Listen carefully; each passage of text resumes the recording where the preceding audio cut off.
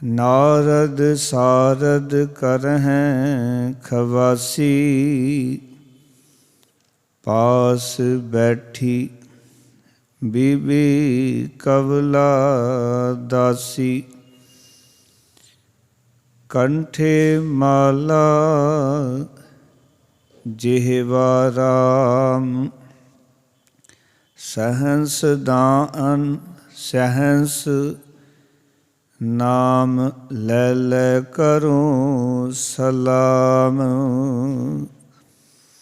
कहत कबीर राम गुण गावों, हिंदू तुरक दो समझावों। कहत कबीर राम गुण गावों, हिंदू तुरक दो समझावों। वाहिगुरु जी का खालसा, वाहिगुरु जी की फतेह। धन धन साहिब श्री गुरु ग्रंथ साहब महाराज जी की पावन पाक हजूरी विच सुभाईमान होए बैठे सतसंगी जनों, भगतां दी बाणी नूं विचारन दा सुभाग समा प्राप्त होया है।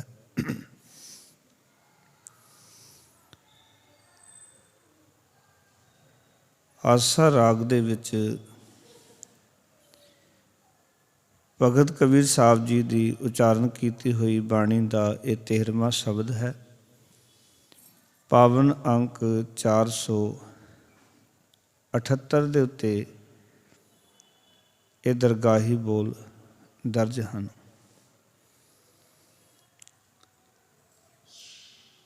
इस शब्द के प्रथाए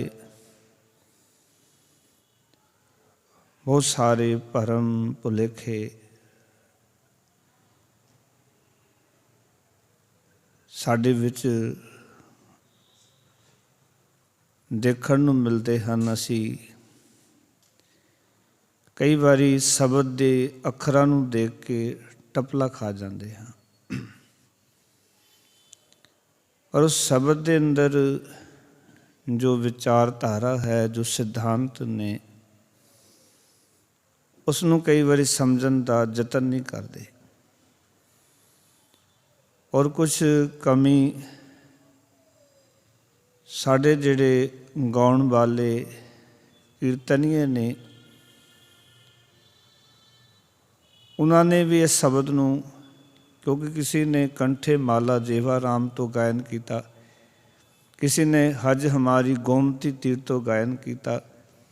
इस करके वख-वख जगह तो शब्द की आरंभता करनी, टेक बना के किसी गल नूं बार बार दोहराना, तो कुदरती है कि मनुखी मन दे विच भुलेखा पै जांदा भी शायद इस शब्द दे विच माला की गल चल रही है, इस शब्द के अंदर गोमती नदी के किनारे कंडे ते स्नान की गल चल रही है, इस शब्द के अंदर हज की गल चल रही है। पर शब्द का जो धुरा है उसनूं समझण का यतन नहीं किया। सो आओ इस शब्द के बाबत जो विचारा हैं, आप जियां दे नाल मैं ये विचारा सांझी करा। उस तो पहला गुरु महाराज जी नूं शीस निवाउंदिआं गुरु मंत्र की सांझ करो प्यार नाल। आखो जी सतनाम श्री वाहिगुरु, फिर करो कृपा सतनाम श्री वाहिगुरु। जदों गुरमत नूं विचारना है तां भगतां ने ਗੁਰੂ ਸਾਹਿਬ ਜੀ ਨੇ ਜਦੋਂ ਬਾਣੀ ਉਚਾਰਨ ਕੀਤੀ ਤੇ ਹਰ ਇੱਕ ਸ਼ਬਦ ਦੇ ਅੰਦਰ, ਜਦੋਂ ਮੈਂ ਕਹਿ ਰਿਹਾ ਹਾਂ ਕਿ ਜਿੱਥੇ ਸ਼ਬਦ ਉਚਾਰਨ ਕੀਤੇ, ਕਿਉਂਕਿ ਸ਼ਬਦਾਂ ਦੇ ਰੂਪ ਵੀ ਗੁਰਬਾਣੀ ਦੇ ਵਿੱਚ ਅਸੀਂ ਦੇਖਦੇ ਹਾਂ, ਅਸ਼ਟਪਦੀਆਂ ਨੇ, ਛੰਤ ਨੇ, ਵਾਰਾਂ ਨੇ। ਪਰ ਜਦੋਂ ਮੈਂ ਗੱਲ ਕਰ ਰਿਹਾ ਹਾਂ ਸ਼ਬਦ ਦੀ, ਤਾਂ ਸ਼ਬਦ ਦੇ ਨਾਲ ਰਾਹੋ ਦਾ ਪਦਾ ਭਗਤਾਂ ਨੇ ਵੀ ਤੇ ਗੁਰੂ ਸਾਹਿਬ ਜੀ ਨੇ ਵੀ ਉਚਾਰਨ ਕੀਤਾ ਹੈ। ਜਦੋਂ ਰਾਹੋ ਦਾ ਪਦਾ ਆਵੇ ਬਾਣੀ ਦੇ ਵਿੱਚ, ਤਾਂ ਸਮਝ ਲੈਣਾ ਚਾਹੀਦਾ ਹੈ ਕਿ ਬਾਕੀ ਸ਼ਬਦ ਦੀ ਜੋ ਵਿਚਾਰਧਾਰਾ ਹੈ ਉਸ ਰਾਹੋ ਵਾਲੇ ਪਦੇ ਦੇ ਆਲੇ ਦੁਆਲੇ ਹੀ ਪਰਿਕਰਮਾ ਕਰ ਰਹੀ ਹੈ। ਆਓ ਕਿ ਕੇਂਦਰੀ ਭਾਵ ਨੂੰ ਸਮਝਣਾ ਜ਼ਰੂਰੀ ਹੈ, ਕਿਉਂਕਿ ਕਿਸੇ ਚੀਜ਼ ਨੂੰ ਸਮਝਾਉਣ ਵਾਸਤੇ ਉਦਾਹਰਨਾਂ ਦਿੱਤੀਆਂ ਜਾ ਸਕਦੀਆਂ। ਲੋਕ ਜਿਹੜੇ ਕਰਮ ਕਰ ਰਹੇ ਸਨ, ਉਹਨਾਂ ਕਰਮਾਂ ਦਾ ਜ਼ਿਕਰਾ ਕੀਤਾ ਜਾ ਸਕਦਾ, ਪਰ ਗੱਲ ਸਮਝਾਣੀ ਹੈ ਨਾਮ ਦੀ, ਗੱਲ ਸਮਝਾਣੀ ਹੈ ਸੱਚ ਦੀ। ਇਸ ਕਰਕੇ ਭਗਤ ਕਬੀਰ ਸਾਹਿਬ ਜੀ ਨੇ ਸ਼ਬਦ ਵਿੱਚ ਆਖਿਆ, ਵਾਹ ਵਾਹ ਕਿਆ ਖੂਬ ਗਾਵਤਾ ਹੈ, ਹਰ ਕਾ ਨਾਮ ਮੇਰੇ ਮਨ ਭਾਵਤਾ ਹੈ। ਰਹੋ, ਇਹ ਕੇਂਦਰੀ ਭਾਵ ਹੈ। ਵਾਹ ਵਾਹ ਦਾ ਅਰਥ ਹੁੰਦਾ ਹੈ ਸਿਫਤ ਸਲਾਹ, ਵਡਿਆਈ ਕਰਨੀ। ਆਖਣ ਲੱਗੇ ਭਗਤ ਕਬੀਰ ਸਾਹਿਬ ਜੀ ਕਿ ਮੇਰਾ ਮਨ, ਕਿਆ ਦਾ ਅਰਥ ਹੈ ਕਿ ਵਧੀਆ ਸੋਹਣੀ ਸਿਫਤ ਸਲਾਹ ਕਰ ਰਿਹਾ ਹੈ। ਵਾਹ ਵਾਹ ਕਿਆ ਖੂਬ ਗਾਵਤਾ ਹੈ, ਮੇਰਾ ਮਨ ਕਿਆ ਸੋਹਣੀ ਸਿਫਤ ਸਲਾਹ ਕਰ ਰਿਹਾ ਹੈ। ਭਗਤ ਕਬੀਰ ਸਾਹਿਬ ਆਖ ਰਹੇ ਹਨ ਜੀ, ਮੇਰਾ ਜਿਹੜਾ ਮਨ ਹੈ ਇਹ ਕਿੰਨੀ ਚੰਗੀ ਵਡਿਆਈ ਕਰ ਰਿਹਾ ਹੈ, ਕਿੰਨੀ ਸੋਹਣੀ ਪ੍ਰਭੂ ਦੀ ਸਿਫਤ ਸਲਾਹ ਕਰ ਰਿਹਾ ਹੈ। ਆਪਾਂ ਕਹਿੰਦੇ ਕਿਆ ਬਾਤ ਹੈ। ਕੋਈ ਵਧੀਆ ਗਾਇਕ ਹੋਵੇ, ਕੋਈ ਵਧੀਆ ਵਜੰਤਰੀ ਹੋਵੇ, ਤੇ ਅਸੀਂ ਕਹਿੰਦੇ ਕਿਆ ਬਾਤ ਹੈ। ਇੱਕ ਅੱਖਰ ਨਿਕਲਦਾ ਸਾਡੇ ਮਨੋਂ, ਕਿਆ ਬਾਤ ਹੈ। ਕਬੀਰ ਸਾਹਿਬ ਕਹਿੰਦੇ ਨੇ, ਵਾਹ ਵਾਹ ਕਿਆ ਖੂਬ ਗਾਵਤਾ ਹੈ। ਆਖਣ ਲੱਗੇ ਕਿ ਮੇਰਾ ਮਨ ਕਿਆ ਸੋਹਣੀ ਸਿਫਤ ਸਲਾਹ ਕਰ ਰਿਹਾ, ਪਰਮਾਤਮਾ ਦੀ ਵਡਿਆਈ ਕਰ ਰਿਹਾ ਹੈ। ਕਿਉਂਕਿ ਜਦੋਂ ਅਸੀਂ ਗਾਵਾਂਗੇ, ਸਿਫਤ ਕਰਾਂਗੇ, ਉਸ ਦੀ ਵਡਿਆਈ ਕਰਾਂਗੇ, ਵਾਹ ਵਾਹ ਕਰਾਂਗੇ, ਤੇ ਇਹ ਜ਼ਰੂਰੀ ਨਹੀਂ ਇੱਕ ਜੀਵਨ 'ਚ ਯਾਦ ਰੱਖਣਾ ਕਿ ਜੋ ਅਸੀਂ ਕਹਿ ਰਹੇ ਹਾਂ ਕਿ ਉਹ ਸਾਡੇ ਅੰਦਰ ਨੂੰ ਵੀ ਗੱਲ ਭਾਉਂਦੀ ਹੋਵੇ।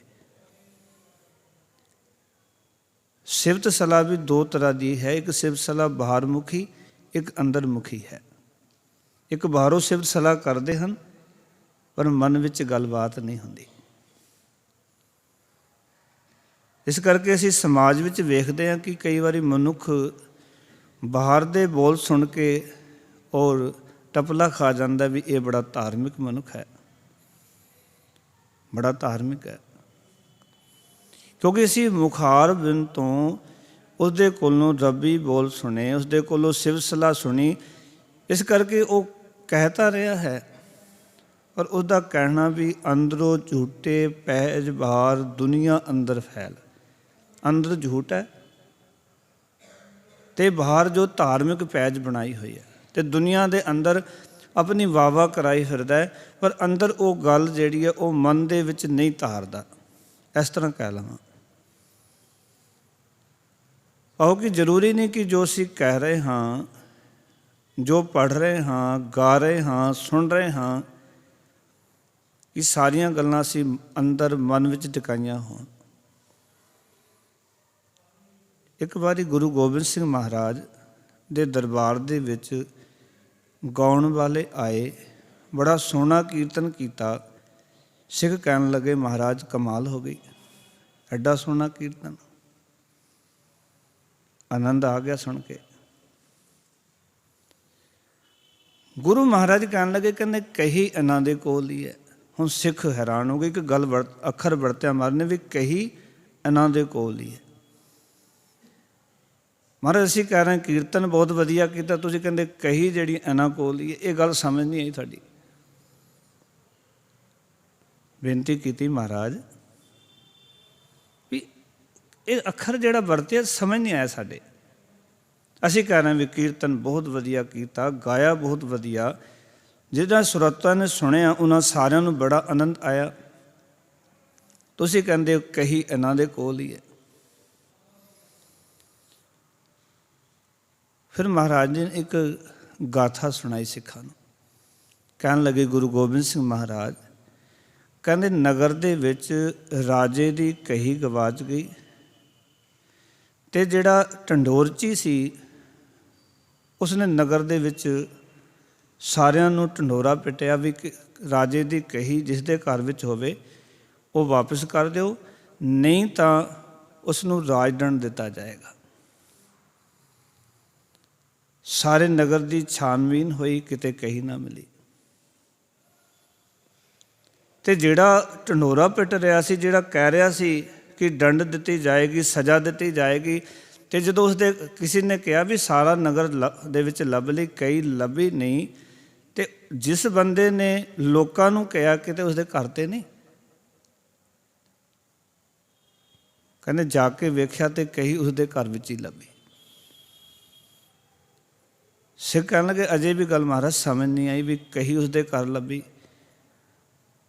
ਆਖਣ ਦੀ ਗੱਲ ਇਹ ਹੈ ਕਿ ਗਾਇਆ ਵਧੀਆ, ਲੋਕਾਂ ਨੂੰ ਸੁਣਾਇਆ ਵਧੀਆ, ਪਰ ਅਮਲ ਨਹੀਂ ਹੈ। ਜੋ ਕਿਹਾ ਉਹਦੇ 'ਤੇ ਪਹਿਰਾ ਨਹੀਂ ਹੈ। ਲੋਕਾਂ ਨੂੰ ਕਹਿ ਰਹੇ ਹੋ ਵੀ ਸਜ਼ਾ ਮਿਲੇਗੀ ਅਤੇ ਆਪ ਉਸ ਸਜ਼ਾ ਦਾ ਡਰ ਹੀ ਨਹੀਂ, ਅੰਦਰ ਗਾਈ ਜਾ ਰਹੇ ਹਾਂ। ਚੋਰੀ ਆਪ ਕੀਤੀ ਹੋਈ ਹੈ। ਲੋਕਾਂ ਨੂੰ ਕਹਿ ਰਹੇ ਹੋ ਜਿਨ੍ਹਾਂ ਨੇ ਚੋਰੀ ਕੀਤੀ ਹੈ ਭਾਈ ਉਹ ਕਹੀ ਰਾਜੇ ਦੀ ਵਾਪਸ ਕਰ ਦਿਓ। ਇਸ ਕਰਕੇ ਇਹ ਗੱਲ ਧਿਆਨ 'ਚ ਰੱਖਿਓ, ਭਾਵੇਂ ਕੋਈ ਕਥਾ ਕਰ ਰਿਹਾ, ਭਾਵੇਂ ਕੋਈ ਕੀਰਤਨ ਕਰ ਰਿਹਾ, ਭਾਵੇਂ ਕੋਈ ਪਾਠ ਕਰ ਰਿਹਾ, ਜੇ ਉਸ ਗੱਲ ਦਾ ਅਮਲ ਨਹੀਂ ਹੈ ਤਾਂ ਸਮਝ ਲਓ ਕਿ ਅਜੇ ਉਹ ਕੇਵਲ ਖੂਬ ਗਾ ਰਿਹਾ ਹੈ ਉਸਨੂੰ। ਪਰ ਅਗਲੀ ਗੱਲ ਜਿਹੜੀ ਕਬੀਰ ਸਾਹਿਬ ਜੀ ਨੇ ਕਹੀ ਉਹ ਬੜੇ ਕਮਾਲ ਦੀ, ਕਹਿੰਦੇ ਜਿੱਥੇ ਕਿ ਮੇਰਾ ਮਨ ਪਰਮਾਤਮਾ ਦੀ ਸੋਹਣੀ ਸਿਫਤ ਸਲਾਹ ਕਰ ਰਿਹਾ, ਵਾਹਿਗੁਰੂ ਜੀ ਦੀ ਵਡਿਆਈ ਕਰ ਰਿਹਾ, ਉੱਥੇ ਨਾਲ ਨਾਲ ਹਰ ਕਾ ਨਾਮ ਮੇਰਾ ਮਨ ਭਾਵਤਾ ਹੈ। ਕਹਿੰਦੇ ਹਰੀ ਦਾ ਨਾਮ ਮੇਰੇ ਮਨ ਵਿੱਚ ਪਿਆਰਾ ਲੱਗ ਰਿਹਾ। ਗੱਲ ਸਮਝ ਲਓ, ਇੱਕ ਤਾਂ ਮੁਖ ਤੋਂ ਕਹਿਣਾ, ਇੱਕ ਉਹ ਅੰਦਰ ਪਿਆਰਾ ਵੀ ਲੱਗਣਾ। ਇੱਕ ਗਾਣਾ ਅੰਦਰ ਉਸਦਾ ਪਿਆਰ ਵੀ ਹੋਣਾ ਜਿਹਨੂੰ ਗਾ ਰਹੇ ਹਾਂ, ਜਿਸ ਦੀ ਸਿਫਤ ਸਲਾਹ ਕਰ ਰਹੇ ਹਾਂ, ਜਿਸ ਮਾਲਕ ਦੀ ਵਡਿਆਈ ਕਰ ਰਹੇ ਹਾਂ, ਜਿਸ ਨੂੰ ਵੱਡਾ ਵੱਡਾ ਕਹਿ ਰਹੇ ਹਾਂ, ਉਸਦੇ ਅੰਦਰ ਮਨੋਂ ਪਿਆਰ ਹੋਣਾ। ਕਈ ਵਾਰੀ ਮੁਖ ਤੋਂ ਲੱਗਦਾ ਵੀ ਬੜਾ ਪਿਆਰ ਕਰਦਾ,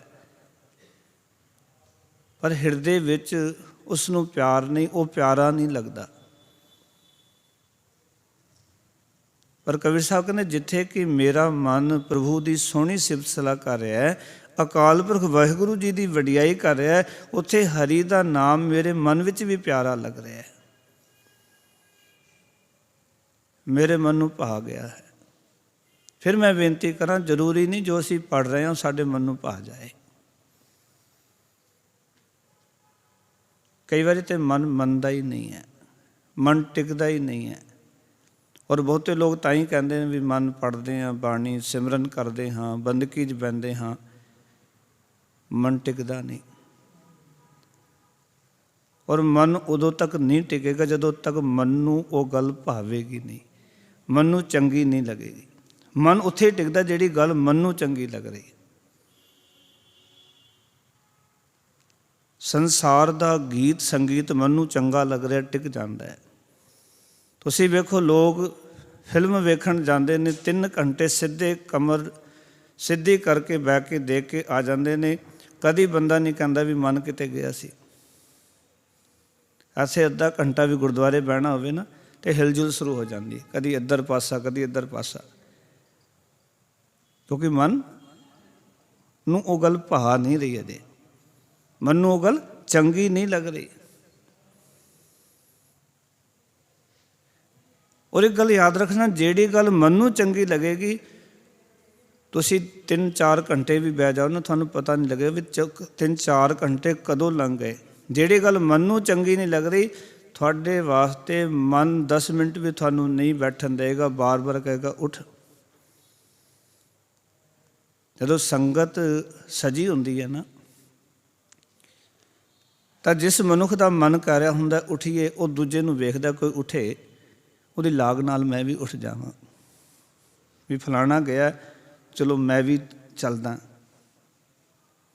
ਕਿਉਂਕਿ ਮਨ ਤਾਂ ਪਹਿਲਾਂ ਹੀ ਕਹਿ ਰਿਹਾ ਸੀ, ਪਰ ਕੋਈ ਉੱਠ ਨਹੀਂ ਰਿਹਾ ਸੀ ਸੰਗਤ ਵਿੱਚੋਂ। ਕੋਈ ਇੱਕ ਵੀ ਬੰਦਾ ਹਿੱਲੇ ਨਾ, ਅਤੇ ਜਿਹੜਾ ਮਨ ਉੱਭਿਆ ਪਿਆ ਉੱਥੇ, ਉਸ ਵੇਲੇ ਉੱਠ ਕੇ ਚੱਲ ਪੈਂਦਾ, ਕਿਉਂਕਿ ਮਨ ਨੂੰ ਉਹ ਗੱਲ ਭਾ ਨਹੀਂ ਰਹੀ, ਮਨ ਨੂੰ ਉਹ ਗੱਲ ਚੰਗੀ ਨਹੀਂ ਲੱਗ ਰਹੀ। ਹੁਣ ਇਹ ਸਵਾਲ ਖੜਾ ਹੁੰਦਾ, ਮਨ ਨੂੰ ਚੰਗੀ ਕਿਉਂ ਨਹੀਂ ਲੱਗ ਰਹੀ? ਇਹ ਵੀ ਤਾਂ ਸਵਾਲ ਬਣਦਾ ਹੈ ਨਾ, ਵੀ ਮਨ ਨੂੰ ਉਹ ਗੱਲ ਚੰਗੀ ਕਿਉਂ ਲੱਗ ਰਹੀ? ਕਿਉਂ? ਕਿਉਂਕਿ ਉਹ ਮਨ ਦੀ ਸਮਝ ਵਿੱਚ ਨਹੀਂ ਆ ਰਹੀ।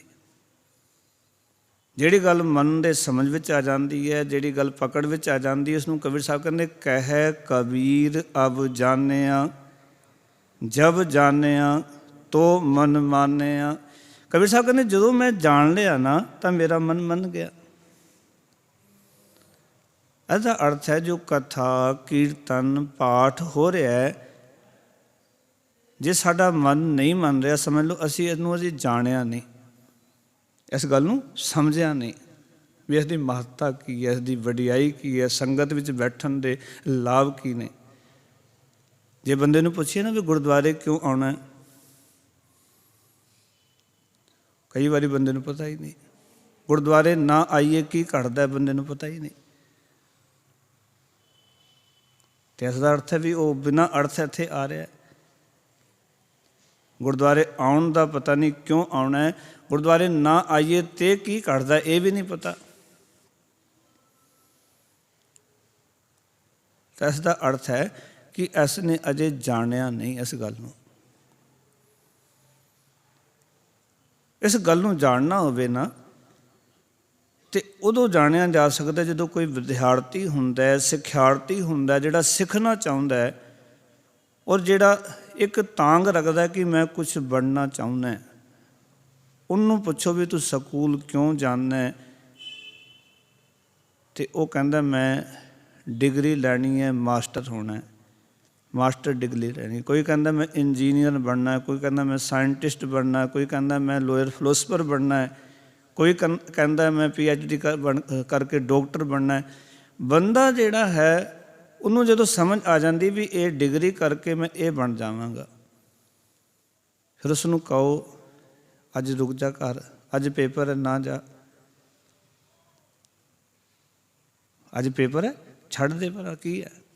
ਉਹ ਕਹਿੰਦਾ ਨਹੀਂ, ਇਹ ਮੇਰੀ ਸਾਲ ਦੀ ਮਿਹਨਤ ਹੈ, ਮੇਰਾ ਕੀਤਾ ਹੋਇਆ ਉੱਦਮ ਵਿਅਰਥ ਚਲਾ ਜਾਣਾ ਜੇ ਮੈਂ ਅੱਜ ਨਾ ਪਹੁੰਚਿਆ ਤਾਂ। ਉਹਨੂੰ ਗੱਲ ਸਮਝ ਹੈ, ਇਸ ਕਰਕੇ ਉਹ ਰੋਜ਼ ਜਾਂਦਾ ਹੈ, ਰੋਜ਼ ਜਾਂਦਾ ਹੈ, ਸਾਰੇ ਲੈਕਚਰ ਅਟੈਂਡ ਕਰਦਾ ਹੈ, ਸਾਰੀਆਂ ਕਲਾਸਾਂ ਅਟੈਂਡ ਕਰਦਾ ਹੈ, ਬੜੇ ਧਿਆਨ ਨਾਲ ਪ੍ਰੋਫੈਸਰ ਦੀ ਗੱਲ ਨੂੰ ਸੁਣਦਾ ਹੈ, ਵਾਚਦਾ ਹੈ, ਘਰ ਆ ਕੇ ਉਸਦਾ ਅਧਿਐਨ ਕਰਦਾ ਹੈ। ਉਹਨੂੰ ਸਮਝ ਆ ਗਈ ਇਹ ਕੁਛ ਕਰਨ ਤੋਂ ਬਾਅਦ ਇਹ ਕੁਛ ਹੋ ਜਾਵਾਂਗਾ। ਨਹੀਂ ਪਤਾ ਚੱਲਿਆ ਗੁਰਦੁਆਰੇ ਆ ਕੇ ਮੈਂ ਇਸ ਤੋਂ ਇਹ ਬਣ ਸਕਦਾ, ਮੈਂ ਅਗਿਆਨੀ ਤੋਂ ਗਿਆਨੀ ਬਣ ਸਕਦਾ, ਮੂਰਖ ਤੋਂ ਸਿਆਣਾ ਬਣ ਸਕਦਾ, ਚੋਰ ਤੋਂ ਸਾਧ ਬਣ ਸਕਦਾ, ਗੱਲ ਸਮਝ ਹੀ ਨਹੀਂ ਆਈ। ਗੁਰਦੁਆਰੇ ਬੰਦਾ ਆ ਰਿਹਾ, ਇਸ ਕਰਕੇ ਸਮਝ ਹੀ ਨਹੀਂ ਬੰਦੇ ਨੂੰ, ਇਸ ਕਰਕੇ ਉਸਦਾ ਕਈ ਵਾਰੀ ਇੱਥੇ ਆਉਣਾ ਵੀ ਬੇਅਰਥ ਹੋ ਜਾਂਦਾ, ਉਹਨੂੰ ਅਰਥ ਹੀ ਨਹੀਂ ਪਤਾ ਵੀ ਜਾਣਾ ਕਿਉਂ ਹੈ। ਜੇ ਨਾ ਇਹ ਗੱਲ ਸਮਝ ਆ ਗਈ ਨਾ ਵੀ ਗੁਰੂ ਦੀ ਸੰਗਤ ਵਿੱਚ ਆਉਂਦੇ ਹਾਂ, ਗੁਰੂ ਤੋਂ ਬਲਿਹਾਰ ਜਾਂਦੇ ਹਾਂ, ਅਤੇ ਗੁਰੂ ਨਾਨਕ ਪਾਤਸ਼ਾਹ ਆਖਦੇ ਨੇ ਸਿੱਖਾ ਤੈਨੂੰ ਇੱਕ ਗੱਲ ਦੱਸਾਂ, ਬਲਿਹਾਰੀ ਗੁਰ ਆਪਣੇ ਦਿਉਹਾੜੀ ਸਦਵਾਰ, ਜਿਨ ਮਾਨਸ ਤੇ ਦੇਵ ਤੇ ਕੀਏ ਕਰਤ ਨਾ ਲਾਗੀ ਵਾਰ। ਇਸ ਕਰਕੇ ਆਉਣਾ ਵੀ ਗੁਰੂ ਮਾਨਸ ਤੋਂ ਦੇਵਤਾ ਬਣਾ ਸਕਦਾ ਤੈਨੂੰ। ਦੇਵਤੇ ਦਾ ਅਰਥ ਜਿੱਦਾਂ ਤੈਨੂੰ ਦੈਵਿਕ ਗੁਣ ਆ ਜਾਣ, ਸਤ, ਸੰਤੋਖ, ਦਇਆ, ਧਰਮ, ਖਿਮਾ। ਦੇਵਤਾ ਇਹ ਨਹੀਂ ਵੀ ਜਿਹੜਾ ਦਿਖਾਈ ਨਹੀਂ ਦਿੰਦਾ ਜਾਂ ਕਿਤੇ ਖੰਭ ਲੱਗੇ ਹੋਣ, ਉੱਚੀ ਪਹਾੜੀ 'ਤੇ ਬੈਠਾ ਹੋਵੇ, ਨਹੀਂ। ਜਿਸ ਮਨੁੱਖ ਦੇ ਅੰਦਰ ਦੈਵਿਕ ਗੁਣ ਆ ਜਾਂਦੇ ਹਨ, ਚੰਗਿਆਈਆਂ ਆ ਜਾਂਦੀਆਂ ਹਨ, ਮਨੁੱਖ ਤੋਂ, ਮਨ ਦੇ ਸਿੱਸਿਆਂ ਤੋਂ, ਮਨੁੱਖ ਕਿਉਂ ਕਿਹਾ ਜਾਂਦਾ ਮਨ ਦਾ ਸਿੱਸ, ਉਹ ਮਨੁੱਖ ਤੋਂ, ਮਨ ਦੇ ਸਿੱਸਿਆਂ ਤੋਂ ਉਹ ਦੇਵਤਾ ਬਣਾ ਦਿੰਦਾ। ਪਾਓ ਕਿ ਮਨੁੱਖ ਨੂੰ ਮਨ ਦਾ ਚੇਲਾ ਨਹੀਂ ਰਹਿਣ ਦਿੰਦਾ, ਪਰਮਾਤਮਾ ਦਾ ਚੇਲਾ ਬਣਾ ਦਿੰਦਾ ਗੁਰੂ। ਇਸ ਤਰ੍ਹਾਂ ਸਮਝਦੇ ਹਨ। ਗੁਰੂ ਵਿੱਚ ਇਹ ਤਾਕਤ ਹੈ, ਗੁਰੂ ਵਿੱਚ ਇਹ ਸਮਰੱਥਾ ਹੈ ਕਿ ਜਿਹੜਾ ਇੱਥੇ ਆਉਂਦਾ ਹੈ ਗੁਰੂ ਦੀ ਹਜ਼ੂਰੀ ਵਿੱਚ ਜੇ ਗੁਰੂ ਸਾਹਿਬ ਦੀ ਗੱਲ, ਗੁਰੂ ਸਾਹਿਬ ਦਾ ਦੱਸਿਆ ਹੋਇਆ ਸਿਧਾਂਤ, ਇਹ ਵਿਚਾਰਧਾਰਾ ਕਿਸੇ ਦੇ ਮਨ ਨੂੰ ਭਾ ਗਈ ਤੇ ਉਸ ਨੂੰ ਦੇਵਤਾ ਹੋਣ ਤੋਂ ਕੋਈ ਨਹੀਂ ਰੋਕ ਸਕਦਾ। ਉਹ ਦੇਵਤਾ ਬਣ ਜਾਏਗਾ, ਉਹ ਰੱਬ ਹੀ ਬਣ ਜਾਏਗਾ। ਹੁਣ ਹੋ ਕੀ ਰਿਹਾ? ਕਬੀਰ ਸਾਹਿਬ ਨੇ ਜਿਹੜੀ ਗੱਲ ਕੀਤੀ ਬੜੀ ਪਕੜ ਦੀ ਕਹਿਣ ਲੱਗੇ, ਹੁਣ ਹਰੀ ਪਰਮਾਤਮਾ ਦਾ ਮਨ, ਜਿੱਥੇ ਕਿ ਇਹ ਮਨ ਸੋਹਣੀ ਸਿਲਸਿਲਾ ਕਰ ਰਿਹਾ ਹੈ, ਉੱਥੇ ਕਹਿੰਦੇ ਨੇ ਇਸ ਮਨ ਨੂੰ ਪਰਮਾਤਮਾ ਦਾ ਨਾਮ ਵੀ ਪਿਆਰਾ ਲੱਗ ਰਿਹਾ। ਜਿਹਨੂੰ ਸਲਾ ਰਿਹਾ ਨਾ, ਜ਼ਰੂਰੀ ਨਹੀਂ ਕਿ ਜਿਸ ਦੀ ਮੈਂ ਵਡਿਆਈ ਕਰ ਰਿਹਾ ਹੋਵਾਂ ਤੇ ਉਹ ਮੈਨੂੰ ਚੰਗਾ ਵੀ ਲੱਗਦਾ ਹੋਵੇ। ਕਈ ਵਾਰੀ ਮੈਨੂੰ ਮਜਬੂਰੀ 'ਚ ਵੀ ਕਰਨੀ ਪੈਂਦੀ ਹੈ, ਹੁੰਦਾ ਨਾ। ਕਈ ਵਾਰੀ ਬੰਦੇ ਦਾ ਮਨ ਨਹੀਂ ਹੁੰਦਾ ਪਰ ਉਸਦੇ ਬਾਰੇ ਬੋਲਣਾ ਪੈਂਦਾ, ਬੜਾ ਗੁਰਮੁਖ ਹੈ, ਬੜਾ ਚੰਗਾ ਸੀ, ਚਲਾ ਗਿਆ, ਬੜਾ ਦੁੱਖ ਹੋਇਆ। ਬੰਦੇ ਨੂੰ ਪਤਾ ਸੀ ਵੀ ਸਾਰੇ ਐਬ ਸਨ ਇਸ ਦੇ ਵਿੱਚ, ਪਰ ਬੋਲਣਾ ਸਟੇਜ 'ਤੇ ਪੈ ਰਿਹਾ, ਬੜਾ ਗੁਰਮੁਖ ਸੀ ਜੀ। ਇੱਕ ਦਿਨ ਨਾ ਮੈਂ ਕਿਸੇ ਦੇ ਉਠਾਲੇ 'ਤੇ ਗਿਆ, ਉਸ ਬੰਦੇ ਨੂੰ ਮੈਂ ਚੰਗੀ ਤਰ੍ਹਾਂ ਜਾਣਦਾ ਸੀ ਅਤੇ ਉੱਥੇ ਜਿਹੜਾ ਬੋਲਣ ਵਾਲਾ ਬੁਲਾਰਾ ਸੀ, ਕਹਿ ਰਿਹਾ ਸੀ ਜੀ 4 ਵਜੇ ਉੱਠ ਕੇ ਗੁਰਦੁਆਰੇ ਆ ਜਾਂਦਾ ਸੀ। ਉਹ ਕਦੇ ਗੁਰਦੁਆਰੇ ਵੜਿਆ ਹੀ ਨਹੀਂ ਬੰਦਾ। ਬੜਾ ਚੰਗਾ ਬੀਬਾ, ਬੜਾ ਸ਼ਰੀਫ ਬੰਦਾ ਸੀ, ਕੋਈ ਐਬ ਨਹੀਂ ਸੀ, ਅਤੇ ਸ਼ਰਾਬ ਦੇ ਠੇਕੇ 'ਤੇ ਨਿਤਾ ਪ੍ਰਤੀ ਖੜਾ ਰਹਿੰਦਾ ਸੀ। ਕਹਿੰਦਾ ਕੋਈ ਐਬ ਹੀ ਨਹੀਂ ਸੀ। ਮੈਂ ਗਾਰੰਟੀ ਨਾਲ ਕਹਿ ਸਕਦਾ ਕਿ ਉਹ ਬੰਦੇ ਦੀ ਜ਼ਮੀਰ ਉਸ ਨੂੰ ਇਹ ਕਹਿ ਰਹੀ ਹੋਏਗੀ ਵੀ ਇਹ ਜੋ ਤੂੰ ਬੋਲ ਰਿਹਾ ਗਲਤ ਬੋਲ ਰਿਹਾ, ਪਰ ਰਿਸ਼ਤੇਦਾਰ ਲੱਗਦਾ ਸੀ ਉਹਨਾਂ ਦਾ, ਇਸ ਕਰਕੇ ਉਹਨੂੰ ਬੋਲਣਾ ਪੈ ਰਿਹਾ ਸੀ। ਵੀ ਬੜਾ ਗੁਰਮੁਖ ਸੀ, ਬੜਾ ਸਤਸੰਗੀ ਸੀ, ਬੜਾ ਸਹਿਜ ਸੁਭਾਅ, ਬੜਾ ਮਿਲ ਵਰਤਣ ਵਾਲਾ ਬੰਦਾ ਸੀ। ਚਲਾ ਗਿਆ ਜੀ, ਬੜਾ ਦੁੱਖ ਹੋਇਆ। ਕਈ ਵਾਰੀ ਇਹ ਵੀ ਹੁੰਦਾ ਨਾ ਸਾਡੇ ਨਾਲ, ਕਈ ਵਾਰੀ ਬੰਦਾ ਫੋਕੀ ਵਡਿਆਈ ਕਰ ਰਿਹਾ ਹੁੰਦਾ ਹੈ। ਇਸ ਦਾ ਅਰਥ ਹੈ ਕਿ ਅੰਦਰ ਮਨ ਨੂੰ ਗੱਲ ਭਾ ਨਹੀਂ ਰਹੀ, ਮਨ ਨੂੰ ਪਿਆਰੀ ਨਹੀਂ ਲੱਗ ਰਹੀ, ਪਰ ਉਹ ਕਰ ਰਿਹਾ ਹੈ। ਪਰ ਕਰ ਸਕਦੇ ਮੈਨੂੰ, ਜੇ ਰੱਬ ਦੀ ਮੈਂ ਸਿਫਤ ਕਰ ਰਿਹਾ ਨਾ, ਇਹ ਗੱਲ ਮੇਰੇ ਮਨ ਨੂੰ ਭਾ ਰਹੀ ਹੈ, ਮੇਰੇ ਮਨ ਨੂੰ ਇਹ ਗੱਲ ਚੰਗੀ ਲੱਗ ਰਹੀ ਹੈ, ਮੇਰੇ ਮਨ ਨੂੰ ਪਿਆਰੀ ਲੱਗ ਰਹੀ ਹੈ। ਅਤੇ ਨਾਲ ਇਹ ਗੱਲ ਸਮਝਾਉਣਾ ਚਾਹੁੰਦੇ ਨੇ, ਕਹਿੰਦੇ ਹਰੀ ਦਾ ਨਾਮ ਮੇਰੇ ਮਨ ਵਿੱਚ ਮੈਨੂੰ ਪਿਆਰਾ ਲੱਗ ਰਿਹਾ, ਤਾਂ ਹੀ ਇਹੀ ਮਨ ਮੇਰਾ ਤੀਰਥ ਹੈ ਅਤੇ ਇਹੀ ਮੇਰਾ ਹਜ ਹੈ। ਇਹ ਗੱਲ ਥੋੜ੍ਹੀ ਪਕੜਨ ਵਾਲੀ ਹੈ। ਇੱਥੇ ਜਦੋਂ ਸ਼ਬਦ ਦੀ ਆਰੰਭਤਾ ਕਰਾਂਗੇ ਨਾ, ਤਾਂ ਇਸ ਗੱਲ ਨੂੰ ਪਹਿਲਾਂ ਸਮਝ ਲਈਏ ਕਿ ਜਿਹੜਾ ਪਰਮਾਤਮਾ ਦਾ ਨਾਮ ਮਨ ਨੂੰ ਪਾ ਰਿਹਾ ਹੈ, ਅਤੇ ਇਹ ਜਿਹੜਾ ਮਨ ਹੈ ਸਿੱਖ ਲਈ ਇਹ ਮਨ ਹੀ ਤੀਰਥ ਹੈ, ਇਹ ਮਨ ਹੀ ਹਜ ਹੈ, ਹਜ ਦੀ ਯਾਤਰਾ ਹੈ। ਮੈਂ ਇੱਕ ਬੇਨਤੀ ਕਰਾਂ, ਮੈਂ ਤੀਰਥ 'ਤੇ ਜਾਵਾਂ, ਇਸ਼ਨਾਨ ਕਰਕੇ ਵਾਪਸ ਆ ਜਾਵਾਂ, ਪਰ ਮਨ ਤੱਕ ਨਹੀਂ ਪਹੁੰਚਿਆ, ਤੀਰਥ 'ਤੇ ਇਸ਼ਨਾਨ ਨਹੀਂ ਹੋਇਆ। ਮੈਂ ਹਜ ਜਾਵਾਂ ਪਰ ਮਨ ਦੇ ਵਿੱਚ ਖੁਦਾ ਦਾ ਖੋਫ ਪੈਦਾ ਨਹੀਂ ਹੋਇਆ, ਅਤੇ ਮੇਰੀ ਹਜ ਨਹੀਂ ਹੋਈ। ਅਰਥ ਤਾਂ ਇੱਕੋ ਹੀ ਸੀ ਨਾ, ਵੀ ਰੱਬ ਦਾ ਪਿਆਰ ਪੈਦਾ ਹੋਵੇ। ਜਦੋਂ ਅਸੀਂ ਇਹਨਾਂ ਸਾਰੀਆਂ ਚੀਜ਼ਾਂ ਨੂੰ ਵੇਖਦੇ ਨਾ, ਇਹਨਾਂ ਦੇ ਪਿੱਛੇ ਜੋ ਗਾਥਾ ਜੁੜੀ ਹੁੰਦੀ, ਉਸ ਦਾ ਕਾਰਨ ਹੀ ਇਹ ਹੁੰਦਾ ਕਿ ਮਨੁੱਖ ਕਿਸੇ ਤਰੀਕੇ ਦੇ ਨਾਲ ਧਰਮ ਦੇ ਰਸਤੇ 'ਤੇ ਤੁਰਨਾ ਆਰੰਭ ਕਰੇ। ਜਿਵੇਂ ਬੱਚੇ ਨੂੰ ਪਹਿਲੇ ਦਿਨ ਪੜ੍ਹਾਇਆ ਜਾਂਦਾ ਹੈ, ਅੰਬ ਦੀ ਤਸਵੀਰ ਬਣਾ ਕੇ ਵੀ ਇਹ ਕੀ ਹੈ, ਐੜਾ ਅੰਬ ਹੈ। ਬੱਚੇ ਨੂੰ ਤਸਵੀਰ ਦਿਖਾਈ ਜਾਂਦੀ Apple the, A for Apple ਸਿਖਾਇਆ ਜਾਂਦਾ ਹੈ, ਉਹਨੂੰ ਤਸਵੀਰ ਦੇ ਨਾਲ ਜੋੜ ਕੇ ਆਰੰਭਤਾ ਕੀਤੀ ਜਾਂਦੀ ਹੈ। ਬੱਚਾ ਸਹਿਜ ਸੁਭਾਅ ਅੰਗਰੇਜ਼ੀ ਦੇ 25-26 ਅੱਖਰ ਸਿੱਖ ਜਾਂਦਾ ਹੈ, ਗੁਰਮੁਖੀ ਦੇ 35 ਅੱਖਰੀ ਸਿੱਖ ਜਾਂਦਾ ਹੈ, ਹਿੰਦੀ ਦੇ 52 ਅੱਖਰ ਸਿੱਖ ਜਾਂਦਾ ਹੈ, ਪਰ ਸਿਖਾਇਆ ਕਿਵੇਂ? ਇੱਕ ਅਕਸ ਦੇ ਨਾਲ। ਇਸ ਦੇ ਵਿੱਚ ਕੋਈ ਦੋਹਰਾਏ ਨਹੀਂ ਕਿ ਜਿਹੜੇ ਪੁਰਾਤਨ ਸਮੇਂ ਦੇ ਵਿੱਚ ਕੁਝ ਸੱਜਣ ਜਿਨ੍ਹਾਂ ਨੂੰ ਕੁਝ ਧਰਮ ਦੀ ਸਮਝ ਆਈ, ਉਹਨਾਂ ਨੇ ਕਿਹਾ ਭਾਈ ਤੀਰਥਾਂ 'ਤੇ ਜਾਓ, ਉਹਨਾਂ ਨੇ ਕਿਹਾ ਹਜ ਜਾਓ, ਧਰਮ ਦਾ ਜਨਮ ਹੋਏਗਾ ਤੁਹਾਡੇ ਅੰਦਰ, ਧਰਮ ਦਾ ਬੀਜ ਬੀਜਿਆ ਜਾਏਗਾ। ਕਿਉਂ ਪਤਾ ਨਹੀਂ, ਕੋਈ ਉੱਥੇ ਹਜ 'ਤੇ ਗਏ ਹਾਂ, ਕੋਈ ਬਚਨ ਸੁਣਿਆ, ਜੀਵਨ 'ਚ ਅਸਰ ਹੋ ਗਿਆ। ਕੋਈ ਬੰਦਾ ਤੀਰਥ 'ਤੇ ਗਿਆ, ਕੋਈ ਸਾਧੂ ਗੁਰਮੁਖ ਪਿਆਰਾ ਬੋਲਿਆ, ਉਹਦਾ ਬਚਨ ਸੁਣਿਆ, ਜੀਵਨ ਬਦਲ ਗਿਆ। ਕਿਉਂਕਿ ਜਦੋਂ ਧੰਨ ਗੁਰੂ ਰਾਮਦਾਸ ਮਹਾਰਾਜ, ਗੁਰੂ ਅਮਰਦਾਸ ਮਹਾਰਾਜ ਦੇ ਤੀਰਥ ਜਾਣ ਦਾ ਜ਼ਿਕਰ ਕਰਦੇ ਨੇ, ਤਾਂ ਉਸ ਵੇਲੇ ਇਹ ਜ਼ਿਕਰ ਬਾਣੀ 'ਚ ਆਉਂਦਾ ਹੈ, ਕਹਿੰਦੇ ਸਤਿਗੁਰ ਨੇ ਉਦਮ ਕੀਤਾ, ਤੀਰਥ ਤੇ ਗਏ। ਕਿਸ ਵਾਸਤੇ ਗਏ? ਕਹਿੰਦੇ ਲੋਕਾਂ ਦੇ ਉद्धार ਵਾਸਤੇ। ਸਤਿਗੁਰ ਤੀਰਥ ਕੀਆ ਸਭ ਲੋਗ ਉਧਰਨ ਅਰਥਾ, ਵੀ ਲੋਕਾਂ ਦੇ ਉद्धार ਵਾਸਤੇ ਗੁਰੂ ਸਾਹਿਬ ਤੀਰਥ ਤੇ ਗਏ। ਗੁਰੂ ਅਮਰਦਾਸ ਮਹਾਰਾਜ ਕੁਰੂਕਸ਼ੇਤਰ ਵੀ ਜਾਂਦੇ ਆ। ਗੁਰੂ ਅਮਰਦਾਸ ਮਹਾਰਾਜ ਜਿੱਥੇ ਕਿ ਆਪ ਜੀ 21 ਸਾਲ ਜਾਂਦੇ ਰਹੇ, ਗੰਗਾ ਵੀ ਜਾਂਦੇ ਨੇ, ਪਾਓ ਹਰਿਦੁਆਰ ਵੀ ਜਾਂਦੇ ਨੇ। ਪਹਿਲਾਂ ਆਪਣੀ ਮੈਲ ਧੋਣ ਵਾਸਤੇ ਜਾਂਦੇ ਸਨ, ਪਰ ਅੱਜ ਜਾਂਦੇ ਨੇ ਲੋਕਾਂ ਨੂੰ ਸਮਝਾਉਣ ਵਾਸਤੇ। ਮੈਂ 21 ਸਾਲ ਆਇਆ ਇੱਥੇ, ਕੋਈ ਤਬਦੀਲੀ ਨਹੀਂ ਆਈ, ਮੇਰਾ ਜੀਵਨ ਨਹੀਂ ਬਦਲਿਆ। ਮੈਨੂੰ ਭੁਲੇਖਾ ਹੋਰ ਪੈ ਗਿਆ, ਮੈਂ ਬੜਾ ਧਾਰਮਿਕ ਹਾਂ, ਪਰ ਜਦੋਂ ਗੁਰੂ ਦੀ ਸ਼ਰਨ ਵਿੱਚ ਆਇਆ ਉਦੋਂ ਪਤਾ ਚੱਲਿਆ ਵੀ ਤੇਰੇ ਕੋਲ ਤਾਂ ਧਰਮ ਹੀ ਕੋਈ ਨਹੀਂ, ਤੂੰ ਤਾਂ ਧਰਮ ਤੋਂ ਵਾਂਝਾ। ਹਾਂ, ਸੱਚ ਤੋਂ ਵਾਂਝਾ, ਸੱਚ ਤੇਰੇ ਜੀਵਨ ਵਿੱਚ ਨਹੀਂ। ਹੁਣ ਕਹਿੰਦੇ ਪਹਿਲਾਂ ਆਪਣਾ ਉद्धार ਕਰਨ ਵਾਸਤੇ ਇੱਥੇ ਆਇਆ ਸੀ, ਹੁਣ ਲੋਕਾਂ ਦੇ ਉद्धार ਖਾਤਰ ਮੈਂ ਇੱਥੇ ਆਇਆ ਵੀ ਲੋਕਾਂ ਦਾ ਉद्धार ਹੋ ਜਾਏ, ਲੋਕਾਂ ਨੂੰ ਜੀਵਨ ਦੀ ਸਮਝ ਆ ਜਾਏ। ਪਹਿਲਾਂ ਕੋਈ ਹੋਰ ਭਾਵਨਾ ਸੀ, ਹੁਣ ਭਾਵਨਾ ਚੇਂਜ ਹੋ ਗਈ। ਇਸ ਕਰਕੇ ਹੁਣ ਭਗਤ ਕਬੀਰ ਸਾਹਿਬ ਜੀ ਗੱਲ ਨੂੰ ਆਪਾਂ ਸਮਝਣ ਦਾ ਯਤਨ ਕਰਾਂਗੇ ਸ਼ਬਦ ਦੀ, ਕਿ ਇਸ ਸ਼ਬਦ ਦੇ ਵਿੱਚ ਮਨ ਦੀ ਗੱਲ ਕੀਤੀ ਜਾ ਰਹੀ ਹੈ। ਕਹਿ ਰਹੇ ਨੇ ਮਨ ਹੀ ਮੇਰਾ ਤੀਰਥ ਹੈ, ਮਨ ਹੀ ਮੇਰੀ ਹਜ ਹੈ। ਤੇ ਪਹਿਲੇ ਬੰਦ ਵਿੱਚ ਸ਼ੁਰੂਆਤ ਕਰ ਰਹੇ ਨੇ, ਆਖਣ ਲੱਗੇ ਆਸਾ ਹਜ ਹਮਾਰੀ ਗੋਮਤੀ ਤੀਰ। ਆਖਣ ਲੱਗੇ ਮੇਰਾ ਮਨ ਹੀ ਹਜ ਹੈ, ਤੇ ਮੇਰਾ ਜਿਹੜਾ ਮਨ ਹੈ ਉਹੀ ਗੋਮਤੀ ਦਾ ਕੰਡਾ ਕਿਨਾਰਾ ਹੈ। ਪਾਓ ਕਿ ਇਹ ਨਹੀਂ ਭਗਤ ਕਬੀਰ ਸਾਹਿਬ ਕਹਿ ਰਹੇ ਇੱਥੇ ਵੀ ਹਜ ਦਾ ਜ਼ਿਕਰ ਕੀਤਿਆਂ ਔਰ ਇਹ ਉਪਦੇਸ਼ ਦੇ ਰਹੇ ਹੁਣ ਵੀ ਹਜ ਜਾਣਾ ਚਾਹੀਦਾ ਹੈ, ਜਾਂ ਇਹ ਉਪਦੇਸ਼ ਨਹੀਂ ਦੇ ਰਹੇ ਵੀ ਗੋਮਤੀ ਦੇ ਕੰਢੇ 'ਤੇ ਜਾ ਕੇ ਇਸ਼ਨਾਨ ਕਰਨਾ ਚਾਹੀਦਾ। ਉਹ ਇਹ ਸਮਝਾਉਣਾ ਚਾਹ ਰਹੇ ਨੇ ਕਿ ਮੇਰਾ ਮਨ ਹੀ ਹਜ ਹੈ, ਮੇਰਾ ਮਨ ਹੀ ਗੋਮਤੀ ਦਾ ਕਿਨਾਰਾ ਹੈ। ਤੇ ਉੱਥੇ ਵਸਦਾ ਕੌਣ ਹੈ? ਕਹਿੰਦੇ ਜਹਾਂ ਵਸੈ ਪਿਤੰਬਰ ਪੀਰ। ਜਿਸ ਮਨ ਦੇ ਕੋਲ ਉਹ ਅਕਾਲ ਪੁਰਖ ਵਾਹਿਗੁਰੂ ਜੀ ਵਸਦੇ ਨੇ, ਪਰਮੇਸ਼ਰ ਜੀ ਵਸਦੇ ਨੇ। ਉਸ ਮਨ ਰੂਪੀ ਤੀਰਥ ਦੇ ਉੱਤੇ, ਮਨ ਰੂਪੀ ਹਜ ਦੇ ਉੱਤੇ ਕੌਣ ਵਸਦਾ ਹੈ? ਕਹਿੰਦੇ ਉਸ 'ਤੇ ਸ੍ਰੀ ਪ੍ਰਭੂ ਜੀ ਵਸਦੇ ਨੇ, ਅਕਾਲ ਪੁਰਖ ਵਾਹਿਗੁਰੂ ਜੀ ਵਸਦੇ ਨੇ।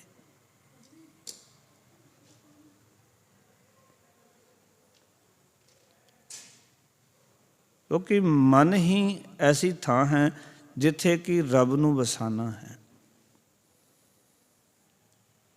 ਇਸ ਕਰਕੇ ਇਸ ਮਨ ਦੇ ਨਾਲ ਗੱਲਾਂ ਬਾਤਾਂ ਕਰਨੀਆਂ। ਇਸ ਕਰਕੇ ਸਿਆਣੇ ਕਹਿੰਦੇ ਨੇ ਕਿ ਮਨ ਦੇ ਨਾਲ ਵਾਰਤਾ ਕਰਿਆ ਕਰੋ,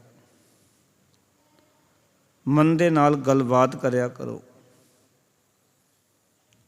ਤਾਂ ਹੀ ਮਹਾਰਾਜ ਕਹਿੰਦੇ ਮਨ ਮੰਦਰ ਤਨ ਵੇਸ ਕਲੰਦਰ ਘਟ ਹੀ ਤੀਰਥ ਨਾਵਾਂ, ਏਕ ਸ਼ਬਦ ਮੇਰੇ ਪ੍ਰਾਣ ਵਸਤ ਹੈ ਬਹੁੜ ਜਨਮ ਨਾ ਆਵਾਂ। ਵੈਸੇ ਵੀ ਗੁਰੂ ਨਾਨਕ ਪਾਤਸ਼ਾਹ ਨੇ ਬਿਲਕੁਲ ਕਲੀਅਰ ਕਰ ਦਿੱਤਾ ਕਿ ਤੀਰਥ ਨਾਵਣ ਜਾਉ, ਤੀਰਥ ਨਾਮ ਹੈ, ਤੀਰਥ ਸ਼ਬਦ ਵਿਚਾਰ ਅੰਤਰ ਗਿਆਨ ਹੈ। ਤੀਰਥ ਦੇ ਉੱਤੇ ਇਸ਼ਨਾਨ ਕਰਨ ਵਾਸਤੇ ਜਾਵਾਂ, ਮੇਰੇ ਵਾਸਤੇ ਨਾਮ ਹੀ ਤੀਰਥ ਹੈ। ਤੀਰਥ ਹੀ ਕੀ ਹੈ ਮੇਰੇ ਵਾਸਤੇ? ਸ਼ਬਦ ਵਿਚਾਰ ਅੰਤਰ ਗਿਆਨ। ਇਹ ਗੱਲ ਥੋੜ੍ਹੀ ਸਮਝਣ ਵਾਲੀ ਹੈ। ਕਹਿੰਦੇ ਨੇ ਗੁਰੂ ਦਾ ਸ਼ਬਦ ਹੀ ਵਿਚਾਰ ਮੰਡਲ ਵਿੱਚ ਟਿਕਾਣਾ ਮੇਰੇ ਵਾਸਤੇ ਤੀਰਥ ਹੈ, ਅੰਤਰ ਗਿਆਨ ਹੈ। ਅਤੇ ਜਦੋਂ ਮੈਂ ਗੁਰੂ ਕੇ ਸ਼ਬਦ ਨੂੰ ਆਪਣੇ ਵਿਚਾਰ ਮੰਡਲ ਵਿੱਚ ਟਿਕਾ ਲੈਂਦਾ ਹਾਂ ਤਾਂ ਮੇਰੇ ਅੰਦਰ ਇਹ ਗਿਆਨ ਪੈਦਾ ਹੋ ਜਾਂਦਾ ਹੈ। ਅੰਤਰ ਗਿਆਨ ਦਾ ਅਰਥ ਹੈ ਪਰਮਾਤਮਾ ਨਾਲ ਫਿਰ ਡੂੰਘੀ ਸਾਂਝ ਬਣ ਜਾਂਦੀ। ਗਿਆਨ ਦਾ ਅਰਥ ਹੈ ਪਰਮਾਤਮਾ ਨਾਲ ਡੂੰਘੀ ਸਾਂਝ। ਕਿਸ ਤਰ੍ਹਾਂ? ਜਦੋਂ ਗੁਰੂ ਕੇ ਸ਼ਬਦ ਨੂੰ ਆਪਣੀ ਵਿਚਾਰਾਂ ਦੇ ਮੰਡਲ ਵਿੱਚ ਟਿਕਾਵਾਂਗੇ, ਆਪਣੀ ਵਿਚਾਰਾਂ ਦੇ ਅੰਦਰ ਗੁਰੂ ਕੇ ਸ਼ਬਦ ਨੂੰ ਲੈ ਕੇ ਆਵਾਂਗੇ। ਹੁਣ ਸਾਡੇ ਵਿਚਾਰਾਂ ਵਿੱਚ ਤਾਂ ਕੁਝ ਹੋਰ ਚੱਲ ਰਿਹਾ, ਗੁਰੂ ਕਾ ਗਿਆਨ ਚੱਲ ਹੀ ਨਹੀਂ ਰਿਹਾ। ਸਾਡੇ ਵਿਚਾਰਾਂ ਵਿੱਚ ਕਰਮ ਕਾਂਡ ਚੱਲ ਰਹੇ ਨੇ, ਬਾਹਰ ਦੇ ਵਿਖਾਵੇ ਦੇ ਕਰਮ ਚੱਲ ਰਹੇ ਨੇ। ਸਾਡੇ ਮਨ ਮੰਡਲ ਵਿੱਚ ਗੁਰੂ ਕੇ ਵਿਚਾਰ ਨਹੀਂ ਚੱਲ ਰਹੇ। ਗੁਰੂ ਦੇ ਸ਼ਬਦ ਦੀ ਵਿਚਾਰ ਸਾਡੇ ਵਿਚਾਰ ਮੰਡਲ 'ਚ ਚੱਲਣੀ ਚਾਹੀਦੀ, ਅੰਦਰ ਵਿਚਾਰਾਂ ਦੇ ਅੰਦਰ ਗੁਰੂ ਦਾ ਸ਼ਬਦ, ਗੁਰੂ ਦਾ ਗਿਆਨ। ਇਸ ਕਰਕੇ ਇਸ ਸ਼ਬਦ ਦੇ ਵਿੱਚ ਕਬੀਰ ਸਾਹਿਬ ਜੀ ਇਹ ਗੱਲ ਸਮਝਾਉਣਾ ਚਾਹੁੰਦੇ ਨੇ। ਪਾਓ ਕਿ ਇਹਨਾਂ ਤੁਕਾਂ ਤੋਂ ਸਾਫ਼ ਹੈ ਕਿ ਕਬੀਰ ਸਾਹਿਬ ਜੀ ਨਿਰਾ ਮੁਸਲਮਾਨਾਂ ਦੇ ਹਜ ਦਾ ਜ਼ਿਕਰ ਨਹੀਂ ਕਰ ਰਹੇ, ਔਰ ਹਿੰਦੂਆਂ ਦੇ ਤੀਰਥ ਵੱਲ ਵੀ ਇਸ਼ਾਰਾ ਕਰਦੇ ਹਨ। ਕੇਵਲ ਹਜ ਦਾ ਜ਼ਿਕਰ ਕੀਤਿਆਂ ਹਿੰਦੂ ਤੁਰਕ ਦੋ ਦਾ ਉਪਦੇਸ਼ ਨਹੀਂ ਹੋ ਸਕਦਾ। ਜੇ ਦੋਨਾਂ ਨੂੰ ਸਾਂਝਾ ਉਪਦੇਸ਼ ਦੇ ਰਹੇ ਨੇ ਤਾਂ ਦੋਨਾਂ ਨੂੰ ਸਮਝਾਉਣਾ ਚਾਹੁੰਦੇ ਨੇ ਕਿ ਇਹ ਕਨਸੈਪਟ ਨੂੰ ਸਮਝਣ ਦੀ ਲੋੜ ਹੈ। ਇਹ ਗੋਮਤੀ ਨਦੀ ਹਿੰਦੂਆਂ ਦਾ ਤੀਰਥ ਸੀ ਅਤੇ ਹਜ ਜਿਹੜਾ ਮੱਕੇ ਦਾ ਉਹ ਮੁਸਲਮਾਨ ਵੀਰ ਤੀਰਥ 'ਤੇ ਜਾਂਦੇ ਸਨ। ਇਸ ਕਰਕੇ ਉਹ ਕਹਿ ਰਹੇ ਨੇ ਮੇਰੇ ਵਾਸਤੇ ਹਜ ਕੀ ਹੈ, ਇਹ ਮਨ ਹੀ ਹੈ, ਅਤੇ ਗੋਮਤੀ ਦਾ ਕੰਡਾ ਵੀ ਇਹ ਮਨ ਹੀ ਹੈ। ਕਿਉਂਕਿ ਰਾਮਕਲੀ ਰਾਗ ਦੇ ਵਿੱਚ ਗੋਮਤੀ ਦਾ ਜ਼ਿਕਰ ਭਗਤ ਨਾਮਦੇਵ ਜੀ ਨੇ ਕੀਤਾ ਹੈ। ਉਹ ਕਹਿੰਦੇ ਨੇ ਗੰਗਾ ਜੋ ਗੋਦਾਵਰ ਜਾਈਐ, ਕੁੰਭ ਜੋ ਕੇਦਾਰਾ ਨਹਾਈਐ, ਗੋਮਤੀ ਸੈਸ ਗਊ ਦਾਨ ਕੀਜੈ, ਕੋਟ ਜੋ ਤੀਰਥ ਕਰੈ, ਤਨ ਜੋ ਹਿਵਾਲੇ ਗਾਰੈ, ਕਹਿਣ ਲੱਗੇ ਰਾਮ ਨਾਮ ਸਰ ਤਉ ਨਾ ਪੂਜੈ। ਕਹਿੰਦੇ ਪਰਮਾਤਮਾ ਦੇ ਨਾਮ ਤੱਕ ਤਾਂ ਵੀ ਬੰਦਾ ਨਹੀਂ ਪੁੱਜ ਸਕਦਾ। ਇਹ ਚੀਜ਼ਾਂ, ਇਹ ਕਰਮ ਪਰਮਾਤਮਾ ਦੇ ਨਾਮ ਦੀ ਬਰਾਬਰੀ ਨਹੀਂ ਕਰ ਸਕਦੀਆਂ। ਨਾਮ ਦੇ ਵਿੱਚ ਜੋ ਤਾਕਤ ਹੈ, ਕਹਿੰਦੇ ਆਪਣੇ ਕਰਮਾਂ ਵਿੱਚ ਤਾਕਤ ਨਹੀਂ, ਨਾਮ ਦੀ ਬਰਾਬਰੀ ਨਹੀਂ ਹੈ। ਨਾਮ ਸ਼੍ਰੋਮਣੀ ਹੈ। ਸੋਚ ਕਰੈ ਦਿਨ ਸਰ ਰਾਤ, ਮਨ ਕੀ ਮੈਲ ਨਾ ਤਨ ਤੇ ਜਾਤ। ਮਨ ਦੀ ਮੈਲ ਤਨ ਤੋਂ ਨਹੀਂ ਜਾਂਦੀ। ਤੀਰਥਾਂ ਦੇ ਭਾਵੇਂ ਇਸ਼ਨਾਨ ਕਰੇ, ਭਾਵੇਂ ਹੋਰ ਕੋਈ ਕਰਮ ਕਾਂਡ ਕਰੇ। ਇਸ ਕਰਕੇ ਭਗਤ ਕਬੀਰ ਸਾਹਿਬ ਜੀ ਇੱਥੇ ਗੱਲ ਸਮਝਾਉਣਾ ਚਾਹੁੰਦੇ ਨੇ ਕਿ ਮੇਰਾ ਮਨ ਹੀ ਹਜ ਹੈ, ਮੇਰਾ ਮਨ ਹੀ ਗੋਮਤੀ ਦਾ ਤੀਰ ਹੈ, ਔਰ ਜੋ ਗੋਮਤੀ ਦਾ ਕੰਡਾ ਹੈ।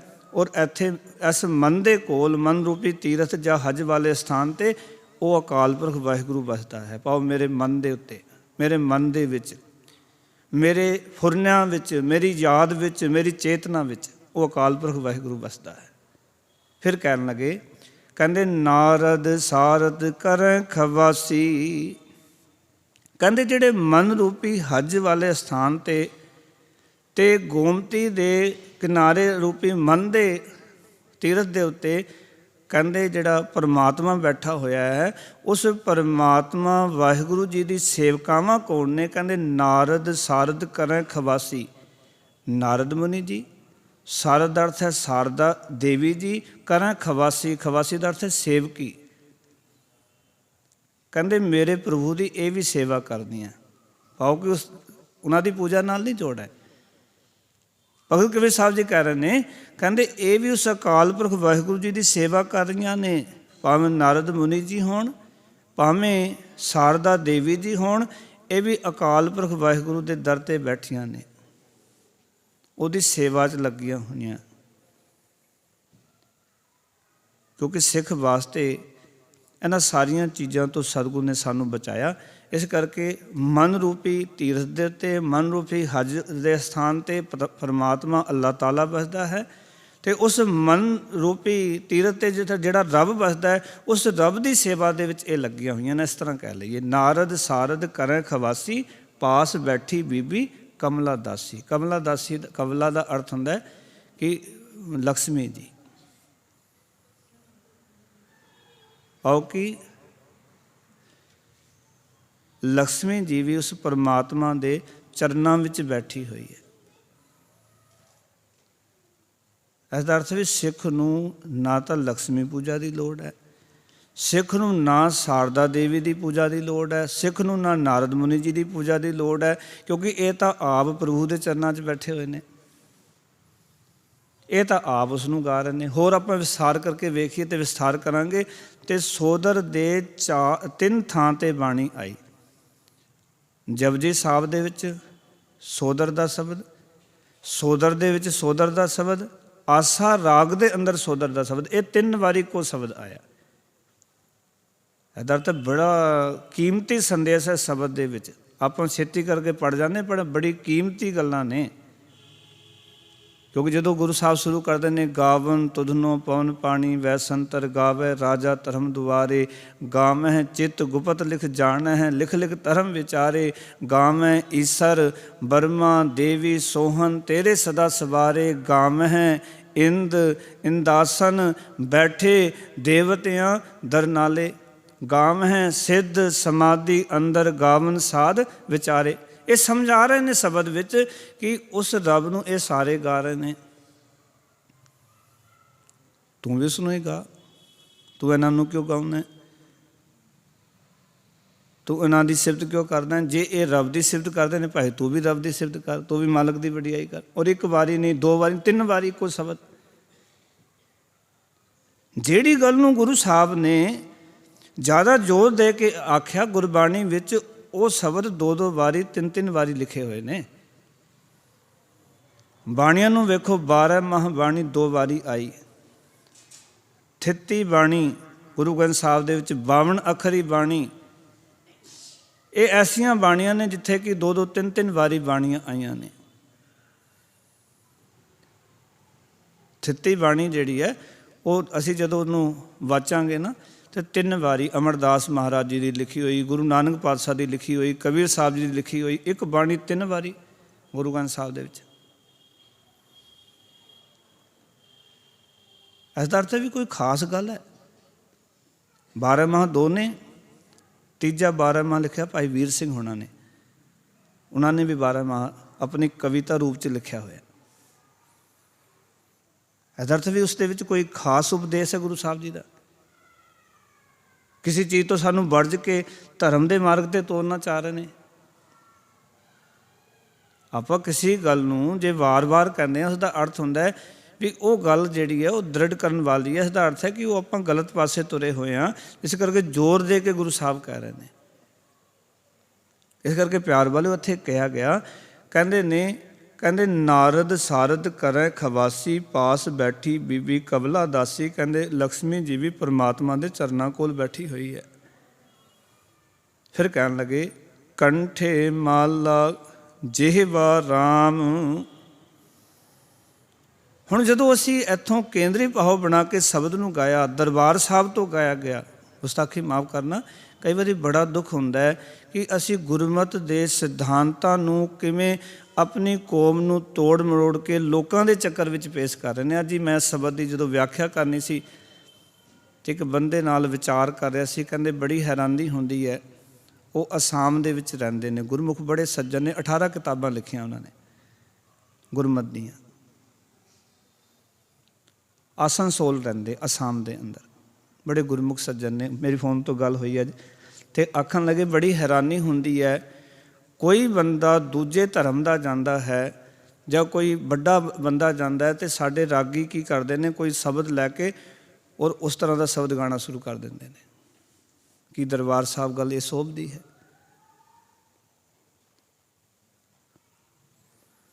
ਭਾਵੇਂ ਉਸ ਦਾ ਅਰਥ ਕੁਝ ਹੋਰ ਹੈ, ਪਰ ਅਸੀਂ ਜੋ ਤੋੜ ਮਰੋੜ ਕੇ ਕਿਤੇ ਨਾ ਕਿਤੇ ਜ਼ਿਹਨ ਦੇ ਵਿੱਚ ਤੇ ਇਹੀ ਪਾ ਰੱਖਿਆ ਨਾ ਵੀ ਇਹਨੂੰ ਖੁਸ਼ ਕਰਨਾ ਬੰਦੇ ਨੂੰ। ਉਹ ਅੱਜ ਮੇਰੇ ਨਾਲ ਗੱਲ ਕਰ ਰਹੇ ਸੀ ਵੀ ਮੈਂ 18 ਕਿਤਾਬਾਂ ਲਿਖੀਆਂ ਔਰ ਇਸ ਸਬਜੈਕਟ ਨੂੰ ਮੈਂ ਆਪਣੇ ਵੱਲੋਂ ਯਤਨ ਕਰਦਾ ਵੀ ਅਸਾਮ ਦੇ ਵਿੱਚ ਮੈਂ ਪ੍ਰਚਾਰ ਕਰਦਾ। ਭਾਵੇਂ ਮੈਂ ਪ੍ਰਚਾਰਕ ਨਹੀਂ ਹਾਂ, ਆਮ ਗੁਰਸਿੱਖ, ਸਾਧਾਰਨ ਗੁਰਸਿੱਖ ਹਾਂ, ਪਰ ਆਪਣੀ ਮੈਂ ਕਿਤਾਬਾਂ ਦੇ ਰਾਹੀਂ ਗੁਰਮਤਿ ਦੇ ਸਿਧਾਂਤਾਂ ਨੂੰ ਲੋਕਾਂ ਤੱਕ ਪਹੁੰਚਾਉਣਾ। ਪਰ ਹੈਰਾਨੀ ਇਸ ਗੱਲ ਦੀ ਹੁੰਦੀ ਹੈ, ਉਹਨਾਂ ਨੇ ਇੱਕ ਗੱਲ ਹੋਰ ਮੇਰੇ ਨਾਲ ਸਾਂਝੀ ਕੀਤੀ, ਕਹਿਣ ਲੱਗੇ ਬੜੀ ਹੈਰਾਨੀ, ਸਾਡੇ ਆਗੂ ਜਿਹੜੇ ਨੇ ਸੰਸਾਰ ਦੀ ਤੁੱਛ ਜਿਹੀ ਚੀਜ਼ਾਂ ਵਾਸਤੇ ਉਹਨਾਂ ਲੋਕਾਂ ਕੋਲ ਚਲੇ ਜਾਂਦੇ ਜਿਨ੍ਹਾਂ ਕੋਲ ਪਦ ਪਦਵੀਆਂ ਹਨ। ਉਹਨਾਂ ਨੂੰ ਸ਼ਰਮ ਨਹੀਂ ਆਉਂਦੀ ਵੀ ਅਸੀਂ ਸ਼ਰਮ ਲਾ ਕੇ ਆਪਣੀ ਕੌਮ ਨੂੰ ਕਿਸ ਪਾਸੇ ਲੈ ਕੇ ਜਾ ਰਹੇ ਹਾਂ। ਬੰਦ ਕਮਰਿਆਂ 'ਚ ਕਹਿੰਦੇ ਅਕਾਲ ਤਖ਼ਤ ਸਾਹਿਬ ਦੇ ਵਿੱਚ ਬੈਠਕਾਂ ਕੀਤੀਆਂ ਜਾਂਦੀਆਂ। ਕਹਿੰਦੇ ਕੀ ਹੈ? ਸਾਡੇ ਰਾਗੀਆਂ ਨੂੰ ਕੀ ਹੋ ਗਿਆ, ਸਾਡੇ ਪ੍ਰਚਾਰਕਾਂ ਨੂੰ ਕੀ ਹੋ ਗਿਆ ਕਿ ਕਿਸ ਪਾਸੇ ਤੁਰ ਪਏ ਸਾਰੇ ਹੋ। ਹੁਣ ਮੈਂ ਨਾਮ ਨਹੀਂ ਲਵਾਂਗਾ, ਇੱਕ ਰਾਗੀ ਨੇ ਸ਼ਬਦ ਇੱਥੋਂ ਗਾਇਆ, ਕੰਠੇ ਮਾਲਾ ਜੇਵਾ ਰਾਮ ਤੋਂ, ਔਰ ਬੜਾ ਮਸ਼ਹੂਰ ਰਾਗੀ ਦਰਬਾਰ ਸਾਹਿਬ ਦਾ। ਹੁਣ ਕੇਂਦਰੀ ਭਾਵ ਕੁਛ ਹੋਰ ਕਹਿ ਰਿਹਾ, ਅੱਖਰ ਇੱਥੇ ਕੁਛ ਹੋਰ ਵਰਤੇ ਹੋਏ ਨੇ, ਦੋਨਾਂ 'ਚ ਕਿੰਨਾ ਫਰਕ ਹੈ। ਕਿਆ ਵਾਹ ਵਾਹ ਕਿਆ ਖੂਬ ਗਾਵਤਾ ਹੈ, ਹਰ ਕਾ ਨਾਮ ਮੇਰਾ ਮਨ ਭਾਵਤਾ ਹੈ। ਮਨ ਦੀ ਗੱਲ ਚੱਲ ਰਹੀ ਹੈ ਸਾਰੀ, ਪਰ ਲੋਕਾਂ ਦੇ ਮਨ ਵਿੱਚ ਇਹ ਹੁੰਦਾ ਵੀ ਕੰਠੇ ਮਾਲਾ, ਵੀ ਕੰਠ ਵਿੱਚ ਮਾਲਾ ਪਾਣੀ ਚਾਹੀਦੀ ਹੈ, ਜੋ ਕਿ ਗੁਰਮਤਿ ਦਾ ਸਿਧਾਂਤ ਹੈ। ਤੁਸੀਂ ਪੜ੍ਹ ਕੇ ਵੇਖੋ, ਕਬੀਰ ਮੇਰੀ ਸਿਮਰਨੀ ਰਸਨਾ ਉੱਪਰ ਰਾਮ, ਆਦ ਜੁਗਾਦੀ ਸਗਲ ਭਗਤ ਤਾਕੋ ਸੁਖ ਵਿਸਰਾਮ। ਕਬੀਰ ਸਾਹਿਬ ਕਹਿੰਦੇ ਨੇ ਮੇਰੀ ਸਿਮਰਨੀ ਕੀ ਹੈ? ਰਸਨਾ ਦੇ ਉੱਪਰ ਪ੍ਰਭੂ ਦਾ ਨਾਮ। ਆਦ ਤੋਂ ਲੈ ਕੇ ਜਦੋਂ ਤੋਂ ਜਗਤ ਬਣਿਆ, ਜੁਗਾ ਦੇ ਆਰੰਭ ਤੋਂ, ਸਗਲ ਦਾ ਅਰਥ ਹੈ ਸਾਰੇ ਭਗਤ ਜਿੱਤੇ ਵੀ ਹੋਏ ਨੇ ਉਹਨਾਂ ਨੇ ਪ੍ਰਭੂ ਦੇ ਨਾਮ ਨੂੰ ਸਿਮਰਿਆ ਹੈ। ਅਤੇ ਇਸ ਨਾਮ ਤੋਂ ਹੀ ਉਹਨਾਂ ਨੂੰ ਸੁੱਖ ਅਤੇ ਵਿਸਰਾਮ ਦਾ ਅਰਥ ਟਿਕਾਓ ਮਿਲਿਆ, ਸ਼ਾਂਤੀ ਪ੍ਰਾਪਤ ਹੋਈ ਹੈ। ਸਿਧਾਂਤ ਗੁਰਮਤਿ ਦੇ ਤੁਸੀਂ ਵੇਖੋ, ਮਾਥੇ ਤਿਲਕ ਹੱਥ ਮਾਲਾ ਬਾਣਾ, ਲੋਗਨ ਰਾਮ ਖਿਡੌਣਾ ਚਾਣਾ। ਉਹ ਸਕਦੇ ਲੋਕਾਂ ਨੇ ਪਰਮਾਤਮਾ ਨੂੰ ਖਿਡੌਣਾ ਸਮਝਿਆ ਹੋਇਆ, ਵੀ ਅਣਜਾਣ ਬੱਚਾ ਹੈ, ਵਰਗ ਲਾ ਲਾਂਗੇ ਉਹਨੂੰ ਆਪਣੇ ਪਿੱਛੇ। ਬੜਾ ਸਬਕ ਲਿਖਿਆ, ਗਲੀ ਜਿੰਨਾ ਜਪ ਮਾਲੀਆਂ, ਲੋਟੇ ਹੱਥ ਨਿਵਗ, ਓਏ ਹਰ ਕੇ ਸੰਤ ਨਾ ਆਖੀਆਂ, ਬਾਣਾ ਰਸ ਕੇ ਠੱਗ। ਤੇ ਹੁਣ ਤੁਸੀਂ ਹੈਰਾਨ ਹੋਵੋਗੇ ਵੀ ਬਾਬਾ ਨਾਨਕ ਦੇ ਗਲੇ ਵਿੱਚ 5-7 ਮਾਲਾਵਾਂ, 5-7 ਮਾਲਾਵਾਂ ਗੁਰੂ ਨਾਨਕ ਪਾਤਸ਼ਾਹ ਦੀ ਪੱਗ ਦੇ ਉੱਤੇ ਲਾਈਆਂ ਨੇ। ਅਸੀਂ ਕਿਉਂ ਨਹੀਂ ਦਿਖਾਉਂਦੇ ਵੀ ਗੁਰੂ ਨਾਨਕ ਨੇ ਕਿਤੇ ਮੋਢੇ 'ਤੇ ਕਹੀ ਵੀ ਰੱਖੀ ਹੋਏਗੀ, ਖੁਰਪੀ ਹੱਥ ਵਿੱਚ ਰੱਖ ਕੇ ਉਹ ਆਪਣੀ ਗੁੜਾਈ ਕਰਦੇ ਰਹੇ ਨੇ। ਅਸੀਂ ਮਨਮਤ ਵਾਲੀਆਂ ਤਸਵੀਰਾਂ ਆਪਣੇ ਬੱਚਿਆਂ ਨੂੰ ਦੱਸਦੇ ਹਾਂ। ਮੈਨੂੰ ਕਿਤੇ ਲੋਕ ਕਹਿੰਦੇ ਨੇ, ਦੇਖੋ ਬਾਬਾ ਨਾਨਕ ਜੀ ਨੂੰ ਗੁਰੂ ਨਾਨਕ ਪਾਤਸ਼ਾਹ ਦੀ ਭੈਣ ਬੇਬੇ ਨਾਨਕੀ ਨੇ ਰੱਖੜੀ ਬੰਨ੍ਹੀ, ਤੁਸੀਂ ਕਿਉਂ ਵਿਰੋਧ ਕਰਦੇ ਹੋ? ਰੱਖੜੀ ਦੇ ਸੰਦਰਭ ਦੇ ਵਿੱਚ ਗੁਰੂ ਨਾਨਕ ਪਾਤਸ਼ਾਹ ਜੀ ਦੇ 976 ਸ਼ਬਦ ਨੇ। ਇੱਕ ਸ਼ਬਦ ਮੈਨੂੰ ਦਿਖਾ ਦਿਓ ਕਿਤੇ ਹੋਵੇ ਤਾਂ। ਉਹਨਾਂ ਦੀ ਬਾਣੀ ਵਿੱਚੋਂ ਹੀ ਆਪਾਂ ਲਾਂਗੇ ਨਾ, ਉਹ ਕੀ ਨੇ, ਉਹਨਾਂ ਦੀ ਬਾਣੀ ਤੋਂ ਸਾਨੂੰ ਪਤਾ ਚੱਲੇਗਾ ਨਾ ਉਹ ਕੀ ਨੇ। ਪਰ ਅਸੀਂ ਫੋਟੋਆਂ ਨੂੰ ਮਹੱਤਤਾ ਦਿੱਤੀ ਆ। ਫਿਰ ਅਸੀਂ ਕਹਿੰਦੇ ਵੀ ਇਹ ਰੀਅਲ ਫੋਟੋ ਹੈ ਬਾਬਾ ਜੀ ਦੀ, ਗੁਰੂ ਨਾਨਕ ਪਾਤਸ਼ਾਹ। ਜਿਵੇਂ ਨਾਲ ਬੈਠੇ ਸੀ ਬਾਬਾ ਜੀ ਦੇ, ਸਾਨੂੰ ਪਤਾ ਲੱਗਿਆ। ਸੋਭਾ ਸਿੰਘ ਦੀ ਫੋਟੋ ਉਹਨੇ ਬਣਾ ਕੇ ਆਪਣੇ ਲੋਕਾਂ ਦੇ ਵਿੱਚ ਕਹਿੰਦੇ ਇਹ ਰੀਅਲ ਫੋਟੋ ਹੈ। ਸੋਭਾ ਸਿੰਘ ਦੀ ਫੋਟੋ ਅਸੀਂ ਘਰਾਂ 'ਚ ਲਾ ਕੇ ਪੂਜਾ ਕਰੀ ਜਾਂਦੇ। ਗੁਰੂ ਨਾਨਕ ਪਾਤਸ਼ਾਹ ਕਿਰਤੀ ਹੈ।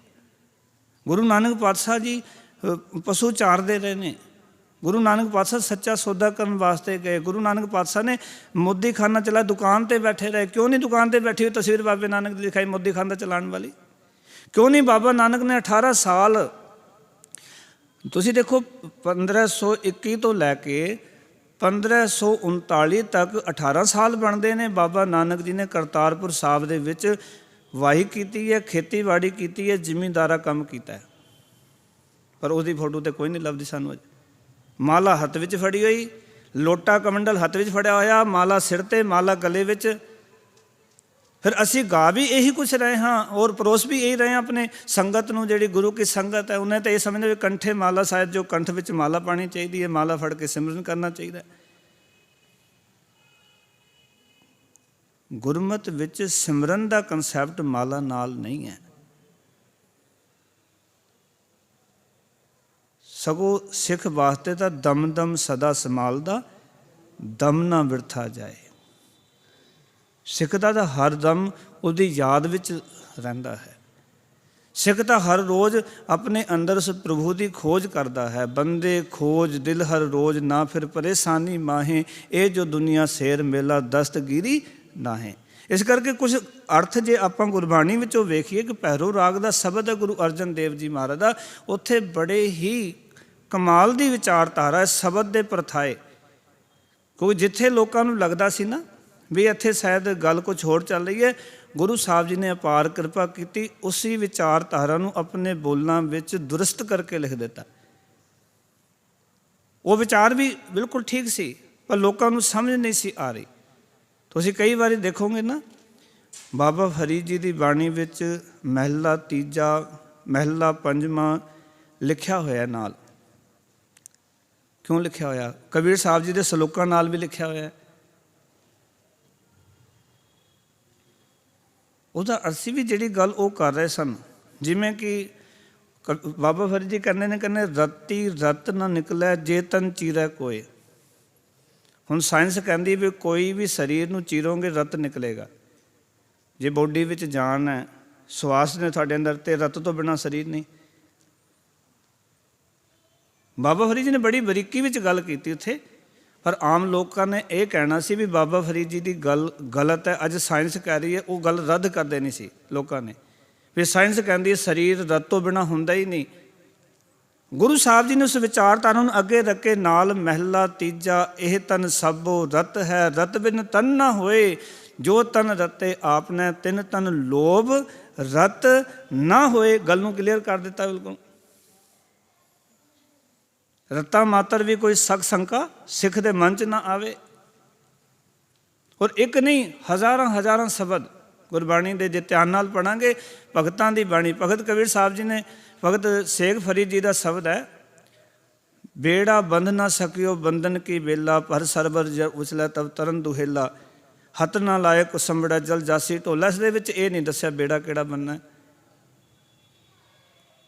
गुरु नानक पातशाह ने शब्द नूं मुख रखे सोही राग दे विच शब्द उचारण किया, और सोही राग दे विच गुरु साहब जी ने अपना शब्द सोही महला पहला, जब तब का बंद बेड़ा जे लंघे बहेला, पर सरवर जब उछला तब तरन सुहेला। तो उन्होंने ये शब्द उचारण करके शब्द की पुष्टि कर दी भी बाबा फरीद जी ये वाले बेड़े की गल कर दे, भी कितने भुलेखे ना पै जाओ भी होर किते बेड़े लभन चले जाओ तुसीं किते। नहीं तो अज साढ़े कई बंदे ने बेड़ा बन के नदियां ते पा लेना सी भी ये बाबा फरीद ने इस वाले बेड़े नूं कहा सी। असीं सरोवरां 'च बेड़े पा देने सी भी इस बेड़े ते भी बन्निया भी असीं तैयार कर लिया तो तुसीं बह जाओ भी पार हो जाओगे। बड़े कर्मकांड शुरू हो जाने सी प्यारिओ। गुरु साहब ने एक गल नूं क्लीयर किया भी सिख धर्म कोई कर्मकांडी धर्म नहीं, ये रियल धर्म है, रियल विचारधारा। इस करके भैरो राग दे विच महाराज गुरु अर्जन देव जी महाराज ने इस शब्द के संदर्भ में एक शब्द उचारण किया। की कहते, कहते ने वरत ना रहूं ना मह रम जाना, तिस सेवी जो रखे निदाना, एक गुसाई अल्लाह मेरा, हिंदू तुर्क दोहा निवेरा। इस शब्द दे क्योंकि इस विच कबीर साहब कहते भी हिंदू तुर्क दो समझावो। गुरु अर्जन देव जी महाराज ऐसी शब्द नूं मुख रख के अपनी विचारधारा पेश करते थे। फिर कहते ने हज काबे जाऊं न तीरथ पूजा, एको सेवी अवर न दूजा। ना मैं हज ते जांदा हाँ ना मैं तीरथ ते जांदा हाँ, एक परमात्मा नूं सेवदा होर दूजा मैं सिमरदा ही कोई नहीं। पूजा करो ना निवाज गुजारो, ना मैं पूजा करदा ना निवाज गुजारदा हाँ। एक निरंकाल दे हृदय नमस्कारो, एक अकाल पुरख वाहिगुरू नूं हिरदे विच नमस्कार करदा। जिवें इत्थे बचन कीते कंठे माला जेहवा राम, सहस्र नाम लै करो सलाम। गुरु अर्जन देव जी ने अपनी विचारधारा साडे सामने रख दी भी सिख किते कन्फ्यूज ना हो जाए। इत्थे अर्थ की ने कंठे माला जेहवा राम, जेहवा का अर्थ है रसना दे उत्ते परमात्मा का सिमरन, यही मेरे कंठ का अर्थ है गले विच माला पानी है। परमात्मा का जिहड़ा सिमरन है ना, वही मेरे गले विच माला पई हुई है सिमरन की, परमात्मा की याद की। ते सहंस नाम लै लै करो सलाम, उस परमात्मा मैं हज़ारां नाम जपदा हाँ, तो वह नाम लै लै के मैं उस परमात्मा नूं नमस्कार करदा हाँ, परमात्मा नूं डंडोत करदा हाँ। तो गुरु अर्जन देव जी महाराज भी यही कह रहे हैं, पूजा करो ना निवाज गुजारो, एक निरंकाल ले हृदय नमस्कारो। ना हम हिंदू ना मुसलमान, अल्लाह राम के पिंड प्राण। फिर उत्थे जो इस शब्द के नाल देखो तुसी वेखो अपना नाम नहीं वरत्या, कमाल की गल। तुसी कई शब्द वेखो ने, सूरदास जी का शब्द है, छाड़ मन हर बेमुखन को संग, सारंग महला पंजवा सूरदास, हर कै संग वसै हर लोग। वो जिहड़ा शब्द उचारण किया वो नानक पता नहीं वरत्या, सूरदास का शब्द वरत्या, सूरदास का अखर लिखिया। इस शब्द के विच ही जिहड़ा मैं तुहाडे नाल भैरो राग का शब्द उचारण नाल साझा कर रहा ना, ये गुरु अर्जन देव जी ने नानक शब्द नहीं वरत्या, क्योंकि कबीर साहब के शब्द की व्याख्या जो कर रहे सन। कहन लगे कहो कबीर ए किया बखाना, गुर पीर मिल खुद खसम पहचाना। हुण अपना नाम नहीं ले रहे थे, कहो कबीर कह रहे थे। इस करके थोड़ी गल पकड़न का यतन करिए। इत्थे कहन लगे कंठे माला जेहवा राम, कहते परमात्मा का नाम जेवा दे उत्ते प्रभु का सिमरन ही मेरे कंठ दे विच मेरे गले विच माला है। उसका नाम ही मेरे वास्ते सिमरनी है, जिन्होंने महाराज आखर ने भी जेड़े अकाल पुरख वाहिगुरू जी की कृपा के पात्र बन जाते हैं तो उन्होंने कंठ दे विच परमात्मा का नाम वस जाता। एक शब्द तुसी टोडी राग का सुनते हो, टोडी राग दे विच गुरु साहब ने शब्द उचारण किया, हर हर नाम हृदय उरतारो, हरि का नाम हिरदे विच टिकाओ, वाहिगुरू की सिफत हिरदे विच टिकाओ। तो उस शब्द की आखिरली पंक्ति विच गुरु साहब उत्थे जिक्र किया, कहते जो जन पार ब्रह्म अपने कीने, तिनका कछ न विचारे, नाम रतन सुन जप जप जीवा, हर नानक कंठ मंझारे। मेरे कंठ विच वो अकाल पुरख वाहिगुरू वस गया, यही कंठी माला है। ਨਾਮ ਹਿਰਦੇ ਵਿੱਚ ਵਸ ਜਾਣਾ। ਫਿਰ ਕਹਿ ਰਹੇ ਨੇ ਅੱਗੇ, ਕਹਿੰਦੇ ਇਸ ਕਰਕੇ ਮੈਂ ਉਹਦੇ ਸੈਂਕੜੇ ਨਾਮ, ਹਜ਼ਾਰਾਂ ਨਾਮ ਲੈ ਲੈ ਕੇ ਉਸ ਵਾਹਿਗੁਰੂ ਨੂੰ ਨਮਸਕਾਰ ਕਰਦਾ ਹਾਂ। ਕਹਿਤ ਕਬੀਰ ਰਾਮ ਗੁਣ ਗਾਵੋ, ਕਬੀਰ ਸਾਹਿਬ ਆਖਦੇ ਨੇ ਕਿ ਮੈਂ ਪ੍ਰਭੂ ਦੇ ਗੁਣ ਗਾਉਂਦਾ ਹਾਂ ਅਤੇ ਹਿੰਦੂ ਤੁਰਕ ਦੋ ਸਮਝਾਵੋ। ਹਰੀ ਦੇ ਗੁਣ ਗਾ ਕੇ ਦੋਨਾਂ ਨੂੰ ਸਮਝਾਉਂਦਾ, ਹਿੰਦੂ ਅਤੇ ਤੁਰਕ ਦਾ ਅਰਥ ਹੈ ਮੁਸਲਮਾਨਾਂ ਨੂੰ, ਕਿ ਇਹ ਮਨ ਹੀ ਤੁਹਾਡਾ ਤੀਰਥ ਹੈ, ਇਹ ਮਨ ਹੀ ਹੱਜ ਹੈ। ਇਹ ਗੱਲ ਮੈਂ ਸਮਝਾਉਂਦਾ ਕਹਿੰਦਾ ਲੋਕਾਂ ਨੂੰ ਵੀ ਕਿਤੇ ਹੋਰ ਨਾ ਭਟਕਦੇ ਰਿਹਾ ਕਰੋ, ਮਨ ਰੂਪੀ ਤੀਰਥ ਦੇ ਨੇੜੇ ਆਓ, ਇੱਥੇ ਰੱਬ ਜੀ ਨੂੰ ਵਸਾਓ, ਇਸ ਦੇ ਕਿਨਾਰੇ 'ਤੇ ਉਹਦੇ ਵਿੱਚ ਇਸ਼ਨਾਨ ਕਰੋ। ਤੁਹਾਡੀ ਹੱਜ ਇਹ ਮਨ ਹੈ ਅਤੇ ਮਨ ਜੋੜ ਲਓ ਖੁਦਾ ਦੀ ਯਾਦ ਵਿੱਚ, ਖੁਦਾ ਤੁਹਾਡੇ ਮਨ ਵਿੱਚ ਵਸ ਜਾਏ, ਸਮਝ ਲਓ ਤੁਹਾਡੀ ਹੱਜ ਹੋ ਗਈ। ਅਤੇ ਜਿਹੜਾ ਤੀਰਥ 'ਤੇ ਜਾਣ ਵਾਲਾ ਜਿਹਦੇ ਉਹਦੇ ਮਨ ਤੀਰਥ ਬਣ ਗਿਆ ਅਤੇ ਉਸ ਮਨ ਵਿੱਚ ਅਕਾਲ ਪੁਰਖ ਵਾਹਿਗੁਰੂ ਵਸ ਗਿਆ, ਸਮਝ ਲਓ ਤੁਸੀਂ ਤੀਰਥ ਦਾ ਇਸ਼ਨਾਨ ਕਰ ਲਿਆ। ਇਸ ਤਰ੍ਹਾਂ ਦੀ ਵਿਚਾਰਧਾਰਾ ਸ਼ਬਦ ਦੇ ਰਾਹੀਂ ਕਬੀਰ ਸਾਹਿਬ ਨੇ ਪੇਸ਼ ਕੀਤੀ ਹੈ। ਕਹਿਣ ਨੂੰ ਤਾਂ ਬਹੁਤ ਸਾਰੀਆਂ ਚੀਜ਼ਾਂ ਨੇ, ਕਿ ਗੁਰਮਤਿ ਦੇ ਸਿਧਾਂਤ ਬਹੁਤ ਵੱਡੇ ਨੇ। ਸਮਾਂ ਹੋ ਗਿਆ, ਗੁਰੂ ਕਿਰਪਾ ਕਰੇ ਕਿ ਜੋ ਉਪਦੇਸ਼ ਸਾਡੇ ਨਾਲ ਇੱਥੇ ਸਾਂਝਾ ਕੀਤਾ, ਜਿਹੜੇ ਉਪਦੇਸ਼ ਦੀ ਵਿਚਾਰਧਾਰਾ ਬਾਪੂ ਨੇ ਸਾਨੂੰ ਬਖਸ਼ੀ ਹੈ, ਇਹਨੂੰ ਆਪਣੇ ਮਨਾਂ ਵਿੱਚ ਵਸਾ ਕੇ ਜੋ ਆਪਣੇ ਜੀਵਨ ਵਿੱਚ ਭੁਲੇਖੇ ਨੇ ਉਹਨਾਂ ਨੂੰ ਆਪਾਂ ਦੂਰ ਕਰੀਏ ਅਤੇ ਸੱਚ ਦੇ ਪਾਂਧੀ ਬਣ ਕੇ ਜੀਵਨ ਨੂੰ ਸੋਹਣਾ ਬਣਾਈਏ ਜੀ। ਵਾਹਿਗੁਰੂ ਜੀ ਕਾ ਖਾਲਸਾ, ਵਾਹਿਗੁਰੂ ਜੀ ਕੀ ਫਤਿਹ।